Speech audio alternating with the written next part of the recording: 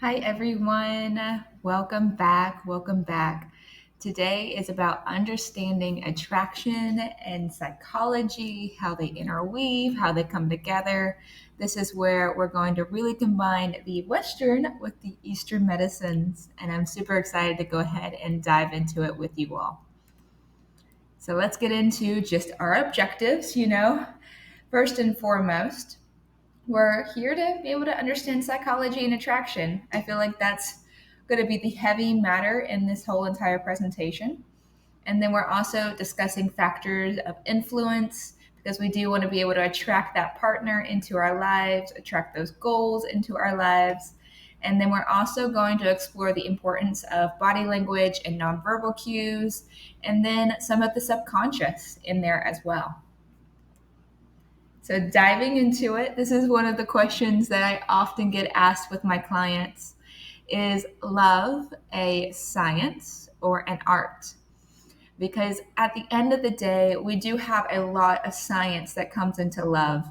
We want to be able to just pick up any romance novel and be like, yes, give me Prince Charming or find me my princess and queen. But at the end of the day, there is some type of subconscious connection to our love life that we're going to dive into. Some of the bigger things I do want to go ahead and mention, since this is about attraction and influence as well, is there are undeniable factors in finding your partner and finding love that are going to come into play here. So, whenever we are trying to be able to bring in that love into our life, we want to keep these in mind because we're going to go through a lot of the subconscious today. But at the end of the day, these are going to almost trump the subconscious. It doesn't make them impossible. It just means that we have to be very mindful when it comes to them. All right, so the first one is proximity. If someone's not in your radar, you can't fall in love with them. You can't attract them. There is energy that connects all of us across the entire globe, but at some point, you're going to need to be face to face with this person in order to have a meaningful long term relationship. In the day and age of the internet and dating apps, this becomes way easier, but ultimately, you really have to be in person with somebody before you can actually say you have a true connection with them. All right. Next is similarity. I'm a firm believer opposites don't attract, like attracts like. We are not doing hard chemistry here, we're doing psychology chemistry here. So, similarity is going to be important in two different ways: beliefs and values. So if your beliefs and your values are the same, then you're golden. It's okay and it's perfectly normal and healthy to have different hobbies, to have different ways you like to dress, to like different types of like books or movies. But the similarity really comes down to the values and the beliefs, and then the vision that you guys have for each other's future. If one person wants kids and the other one doesn't, we have a vision problem, and that's something that's going to be very difficult to overcome. Next is going to be reciprocity. That one, my accent always comes out on, but this one basically means that if I like you, you like me, versus if I like you and you don't like me, or you like me and I don't like you, then we have an issue, right? So you do have to have two people actually like each other for love to happen. Physical attractiveness. This is really one of the more sensitive ones because people like to say that, hey, looks aren't everything, and they're not, but it is a very big component. If you're not attracted to your partner, then love is really difficult, right? We can only overcome so much of our drive or sexual drive in those type of ways. Familiarity. This is like falling in love with your best friend or your coworker or a friend that you've known for a really long time. It's that I'm just so comfortable and safe type of love. And those are the type of loves that actually last way longer than the whirlwind romances. And then finally, this one is going to be really touch home to those males out there that understand evolution and understand a lot of analytical reasoning. And for the women that are more logically minded, evolutionary theory basically just says, I want the best possible mate out there for me. And that might be more money, that might be better looking, that might be a good mother. Like there's so many different things, but it's all about progressing the line and the succession of the family. All right, so let's get into some subconscious influences. We have a few different things here. There's different videos on these concepts, so you don't need to get too caught up into these. I'm going to keep it very high level for us, but I will dive into a couple of them on later slides a little bit more. So the subconscious, we have an entire video on this in the polarity masterclass. And the subconscious basically runs the show of your life. Subconscious wants to help you survive and keep you safe. That's its only job. And you really want to make sure that your subconscious is your best friend and very healthy, because it is actually doing your programming and your behaviors. So, with the subconscious influences, when it comes to attraction and psychology, we have something called attachment theory. Attachment theory is basically your relationship dynamics between two different people. It does change person relationship to person relationship. So, your attachment theory is going to be very different between you and your parents versus you and your friends versus you and your partner. But what we tend to find is the parent dynamic that we have with the opposite parent is the one that we tend to also have in our relationships. There's going to be 4 different types of attachments. 3 of them are labeled as insecure attachments, and 1 of them is labeled as secure attachment.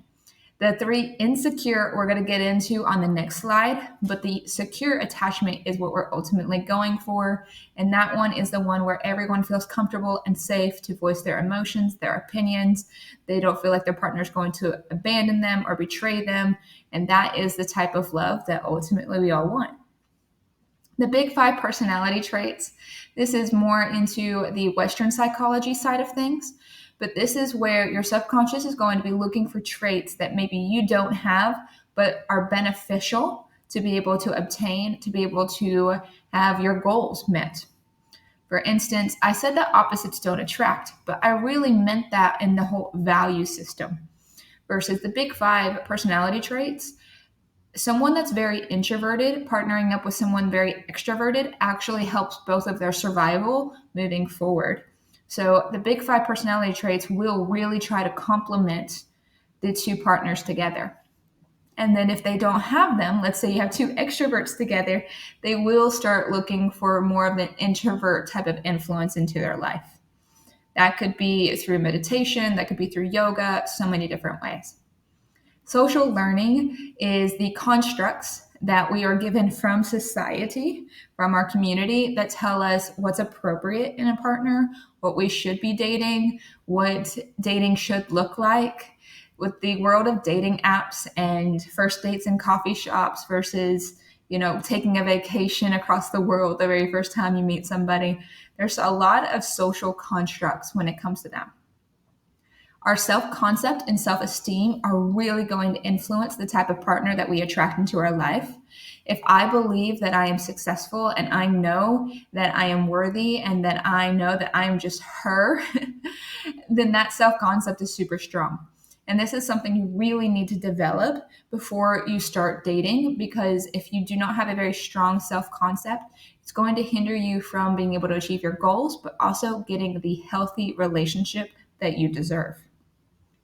Our unconscious projections, these come through things that we feel that we need to have, but we don't.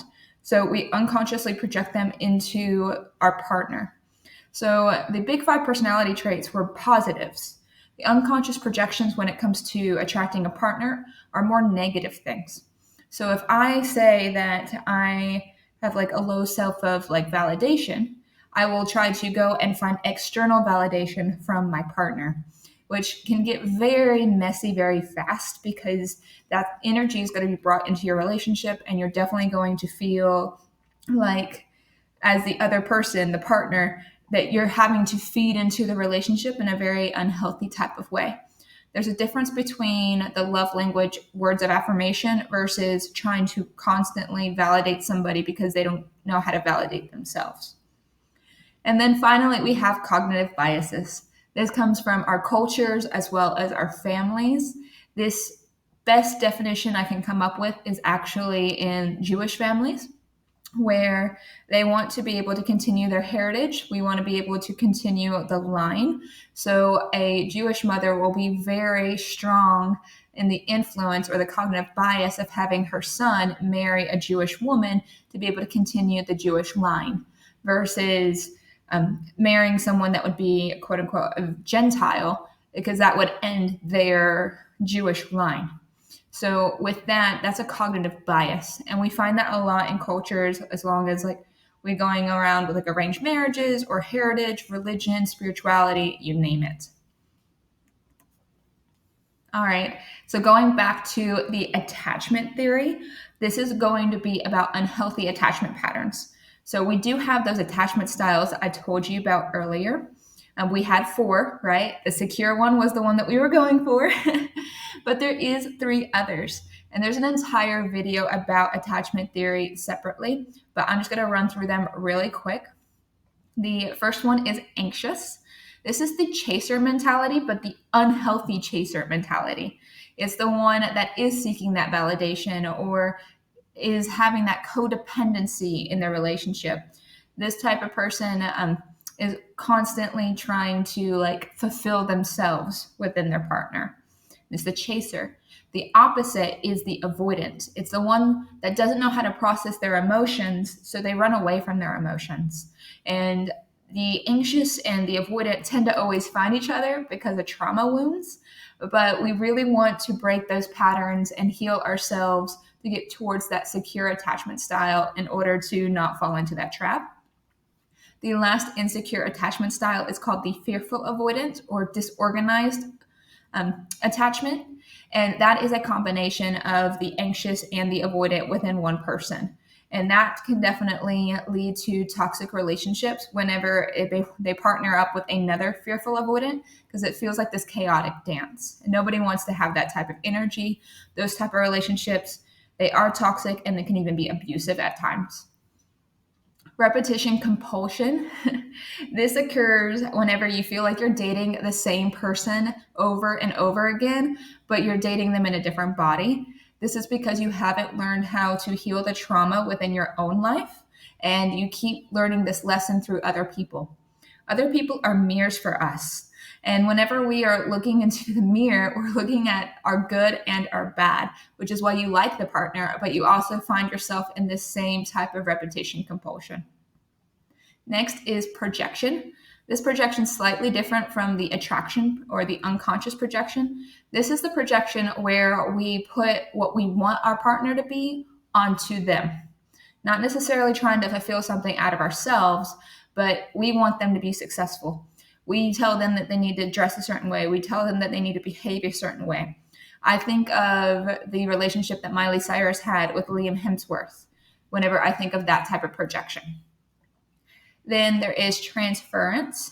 Transference is whenever you are taking a situation or an attachment from a previous person and putting on the next person.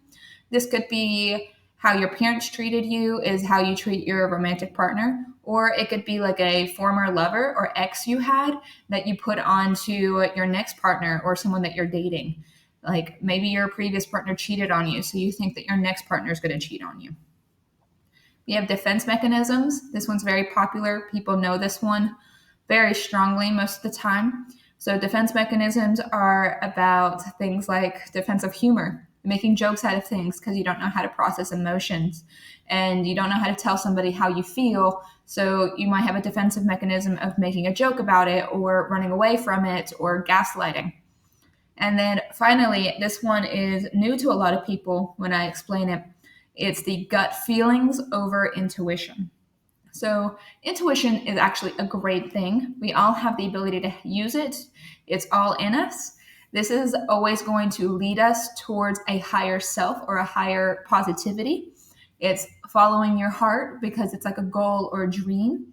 And it's something that you know that is going to be good for your best self. Not just your instant gratification or makes you feel good, but overall is going to make you a better person. versus a gut feeling is way down here, is in the gut type of area. And that's where we get the cramps and the nervousness. And that's where we feel like something's wrong and it's just not making sense, or we get physically sick. So the gut feeling is very different from the intuition feeling. So when people say I got butterflies in my stomach, I actually find that to be more of a gut feeling than an intuition feeling. And then finally, we also need to recognize that if you are used to trauma or if you are used to toxic relationships, that's naturally going to feel very safe to you versus having a healthy relationship. So you really have to work on that mind body awareness, because you're going to need that compass to be able to tell you, am I repeating a repetition compulsion pattern? Or is this my gut feeling being activated? Or is this something completely separate? When things get complicated like that, it's way easier just to like shoot me a message or ask a message on the portal. You can ask me anything. There's like a little tab for that. That's going to be the best place for that, because it can get very complex if you're not working with somebody that knows emotions very well. All right, this goes back to the like attracts like. This law of resonance is one of the key things to polarity, because it brings up the allowance. And if you don't know what I mean by that, you really should take the polarity masterclass, because it's going to add your attraction and your magnetism so much. So psychological attraction to partners, it's people who share similar values and similar beliefs that are going to be long term. But we also have this concept called imprinting. And imprinting does come through our guardians, whoever raised us, or our parents. And this imprinting basically says, you should be like this, or this is how love is. So if you had a very healthy parent dynamic for their marriage or their relationship, or even co-parenting, you're going to be able to see very healthy attachment styles, very healthy relationships altogether. Versus if you might have been imprinted if they had like a very abusive or violent marriage, and you might feel more safe with that type of emotion and upbringing. We have to be very mindful, because if you're someone that's attracting toxic or abusive partners into your life, that could be part of the imprinting that you saw from the relationships when you were young. This could be a very good thing or a bad thing. So you really have to look a little bit into the mirror and a little bit into the past to be able to see your scope. All right, so let's get into the nitty gritty for the last few slides here, is to get a better partner. That's the whole idea, right? And I really wanted to bring up this slide because you really have to know what you're wanting to attract before you can attract that partner. I understand that not everyone wants the blonde bombshell fitness, yoga girl. Some love the mysterious, Latina, or they want the woman that's going to help build the home with them and like really a team, like a teammate, a partner. And then some just want that boss babe, like here in the corner, the one that commands a room, the one that gets on stage. And then you might even fall into a couple of categories and be like, I want a little bit of that and a little bit of this. But get really clear, because we do want to attract, that physical or that mental, but emotional is going to be very important here, which is why we have to work on our emotional intellect. Men are so good at logic. They're so good at figuring out things, problem solving. They're good at almost everything. But they kind of struggle a little bit with emotional intellect. And that's okay. A lot of men recognize that there's no relationship class in high school unless they took home ec or they took some type of other emotional well-being class, or they went to therapy or counseling like you see on the slide here. No one really taught them about emotions. So you got to have a little bit of grace there. And biologically, women can process emotions way quicker than the male mind can. So it just takes a little bit longer. This can be 100% overcome. It is not a hindrance. You can still attract the partner of your dreams. You can still attract whatever you want, and even improve your business life and your education life through this. It does require some self-reflection, which is what we learn in both the relationship program for that 8 weeks, but also in the rest of the module for the fellas, the art of attraction. Therapy and counseling can be wonderful. I know that there's a lot of mixed reviews on how that looks, but I really want to include this special little part is the tantric principles. Find a counselor, a therapist that has tantra as part of their overarching knowledge, and then also try to find someone with NLP. I will go ahead and shamelessly plug myself in and say that I have both. But more importantly, I want you to be able to bring these into your life because it really does teach you about how relationships and deeper love, a spiritual love, can be incorporated into your life. When you think of Tantra and you Google it, it's not going to be what you think it is when you Google it because it has been very misconstrued throughout the media since the 80s, mostly because of a band that was very popular in the 80s. So I really want you to go back like 6,000 years, 7,000 years to true tantric principles and look it up in the Hindu traditions. Or just ask somebody that, went to school for it. Communication skills. This is where we have to learn that there's a difference between the male mind and the female mind. There's a different video on the biology of the male mind versus the female mind. I love it. It blows my mind every time to know how different we are, even though we are both humans. And then finally, personal development. If you're in a stage of your life where your career is kind of like, up in the air, or you are in school still and you need to pay attention to that, you have these different priorities, it may not be the best time for you to have a relationship. And you really also have to have the personal development of how can you be emotionally intelligent enough to not do damage to other people during that time as well. To wrap this up, I want to really leave you all with the ability to have some tricks or tips or even tools in your tool belt. And this is where I'm starting to think of how can we start to control our emotions, which is a different video as well. The aspect of like, at the end of the day, I can only control myself comes into play here. But when you're psychologically attracting people, I want you to really get in the mind frame of not idolizing somebody.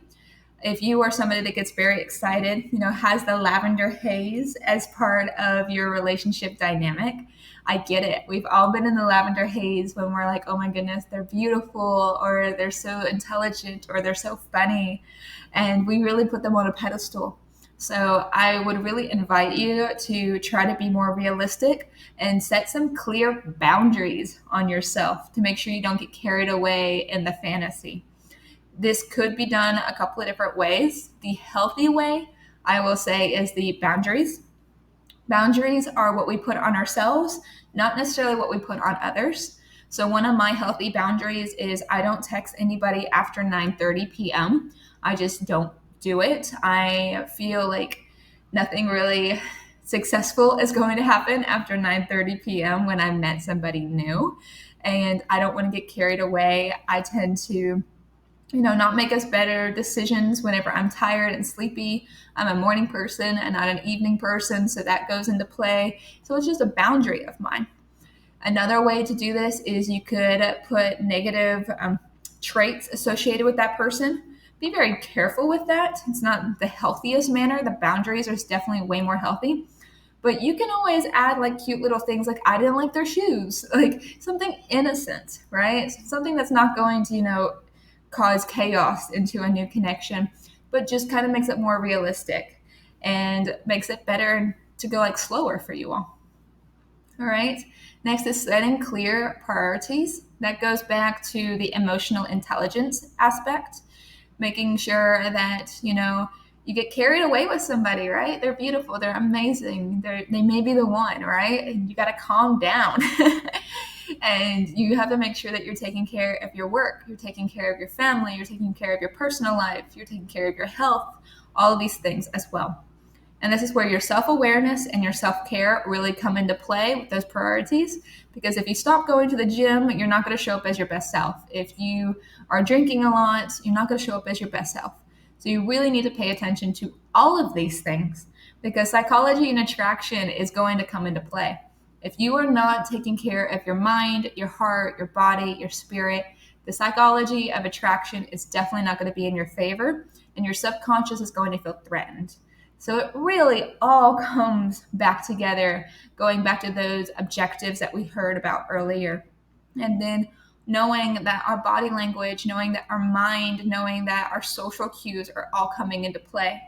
A fun fact that I will leave you with is your voice, what you actually say as the words, is not what's going to be the most psychologically attractive thing. In fact, it's going to be your body language, it's going to be your tonality, how you speak to others. And then from there, you can be able to attract the partner of your dreams.